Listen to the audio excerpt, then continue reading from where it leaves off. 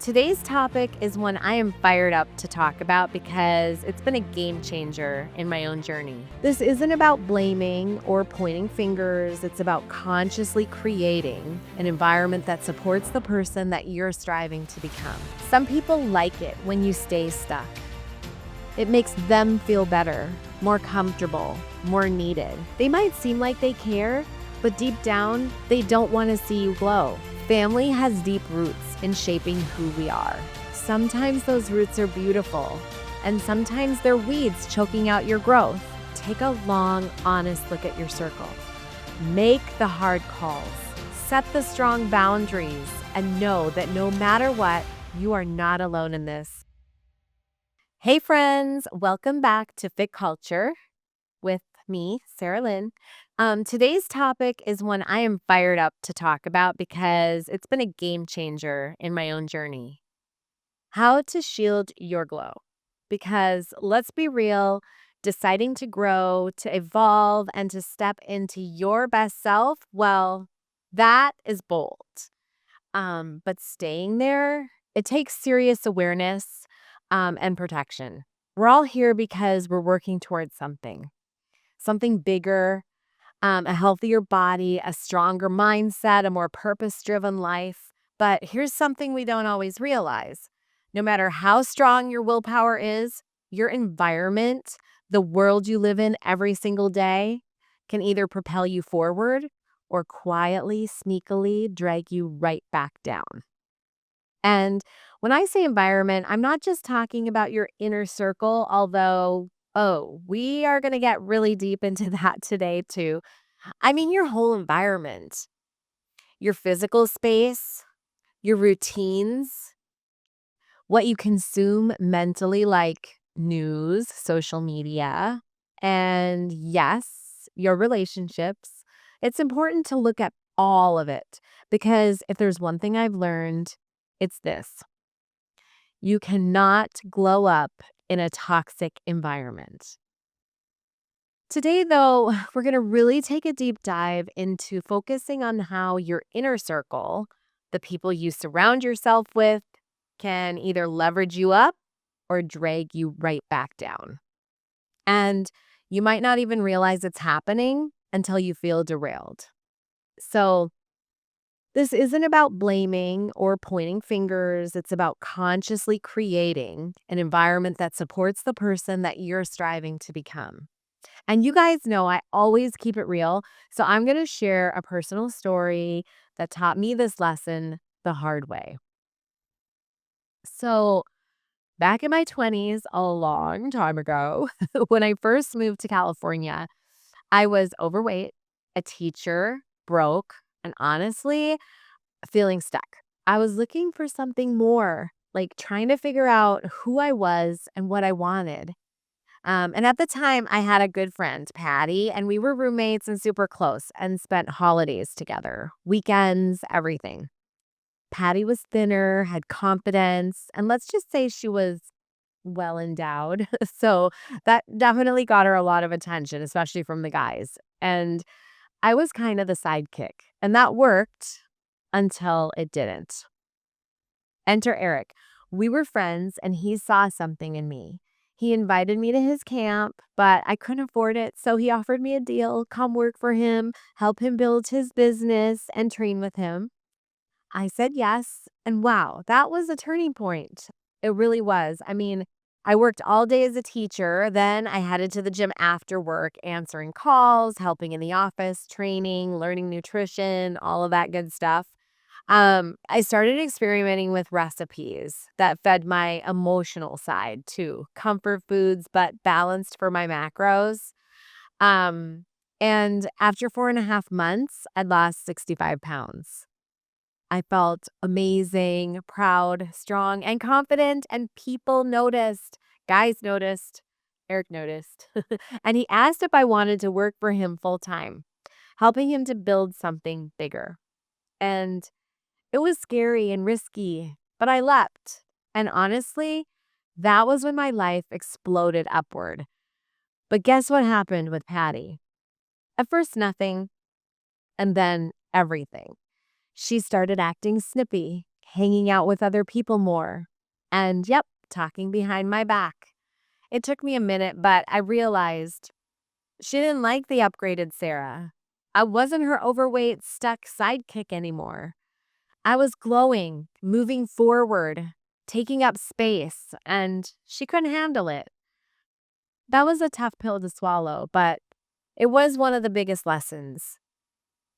Some people like it when you stay stuck. It makes them feel better, more comfortable, more needed. The big lesson? Some people don't want you to grow. They like it when you're stuck because it makes them feel safer, more comfortable, or more in control. They might seem like they care, but deep down, they don't want to see you glow. This applies to friends, partners, coworkers, and yep, even family. So, this is where it gets deep because here's the truth. You are who you surround yourself with. As much as you want to grow, your environment will absolutely influence your success. Take a look around you. Are the people in your life lifting you up, pushing you, growing up with you, or are they keeping you stuck? Whether on purpose or because they don't know any better. And let's be real. Sometimes we already know the answer. And even if we don't want to admit it, ugh. Now, here's where it gets tricky because it's not just friends like Patty, it's family too. And I know what you're thinking. Sarah, I can't just cut off my family. And no, I'm not saying you have to cut off anybody, but let's get clear. Family has deep roots in shaping who we are. Sometimes those roots are beautiful, and sometimes they're weeds choking out your growth. The key here is reflection. Ask yourself, are these relationships nourishing my growth or stunting it? Do I feel energized and inspired after spending time with them, or drained and doubtful? If you're already feeling that tightness in your chest as you think about certain people, that's probably your clue. Okay, so here's where I want to ask you some real questions, and I want you to sit with these. Who do you spend the most time with? And after hanging out with them, do you feel energized and inspired or drained and discouraged?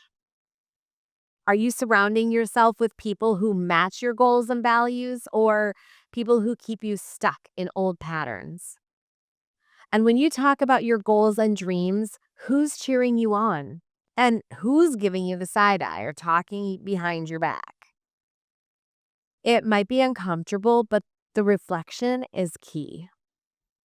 Okay, so let's dive deep because this part, it's where real growth happens.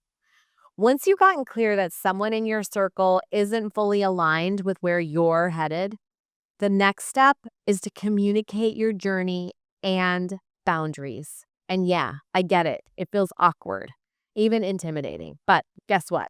This is a growth opportunity in itself. Like Eric always says, if you're not getting uncomfortable, you're not growing. It's true. Every time you step into discomfort, whether it's having a hard conversation, setting a new boundary, or just saying no when you used to say yes, you're rewiring your brain. You're teaching yourself, this is who I am now. I can handle this. Okay, so let's imagine this together. Before we get into the step-by-step strategy, I want to take you through a quick visualization. If you're able to, just go ahead and close your eyes for a minute. Okay. If you're driving or multitasking, just let your mind drift there for a second.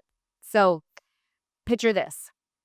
What would it feel like if everyone around you, your closest friends, your partner, your family, were all on their own unique journeys of growth? Imagine that you're surrounded by people who are invested in their own forward momentum, in becoming the best versions of themselves. And as they rise, they lift you too. You feel energized, inspired, and supported every single day because your circle is made up of people who get it, who feel the fire of passion and purpose, just like you. Now, imagine this. You go home after this realization and you articulate your needs to your inner circle, sharing your goals, your boundaries, your why. At first, they might not totally get it, but they love you. So they start supporting you. They respect your changes. And then something incredible happens. Your energy rubs off on them. They start asking questions. They get curious. They see you thriving, and it lights a spark in them. Bit by bit, your glow inspires their glow up. Suddenly, you're not the only one growing. You're in a circle of people who are all moving forward, all pushing themselves to be better, and all lifting each other up. How would that feel? How would your day to day life change? What would it be like to know that your decision to grow created waves of positive change, not just for you, but for everyone around you? Hold on to that feeling for a moment because that's the vision we're working towards. Now, is this guaranteed to happen with every person in your life? No. But here's the magic. Even if just one person catches that fire, or even if it's just you who changes, you're creating ripples that matter. And when you start living in alignment, you naturally attract more people who are on that same path. That's the long game. From visualization to action, the real work starts here. So, how do you actually start moving towards that vision? So, here's some questions that I want to ask, and I want you to just sit with these for a second. And if you do want to write them down because you're in a space where you can do that, that would be a great idea. So, the first one is vision clarity. I want you to close your eyes and imagine the best case scenario. What does your dream inner circle look and feel like?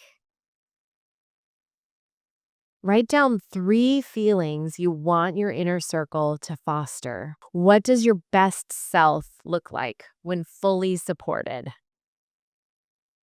Now, number 2. Okay, this is a current reality check. List the key people in your current circle. And beside each name, jot down, do they lift me up, drain me? Are they neutral? Now, number 3 is communicating change. And this is important. Now that you've kind of figured this out, who do you want to talk to first? And what are your biggest fears about having that conversation? I recommend drafting a script of what you want to say so you can make sure you get everything in there. Number 4, this is a stretch zone. This is a little bit uncomfortable. Okay, so what's one uncomfortable action you're willing to take this week? Example, it could be setting a boundary, inviting someone to join you, having a hard conversation. And here's something that I want to leave you with from this section. Growth is contagious, but it starts with courage to plant the first seed. Okay, so here's what I want you to remember. The environment you surround yourself with will either leverage you up or keep you down. This isn't about blame, it's about awareness and action. Your power is big, friend. And once you step into it, you'll affect everyone you come into contact with. That's how we change our lives. And we ripple out the change to the world. So, my challenge for you this week, take a long, honest look at your circle. Make the hard calls, set the strong boundaries, and know that no matter what, you are not alone in this. I am right here walking this road with you.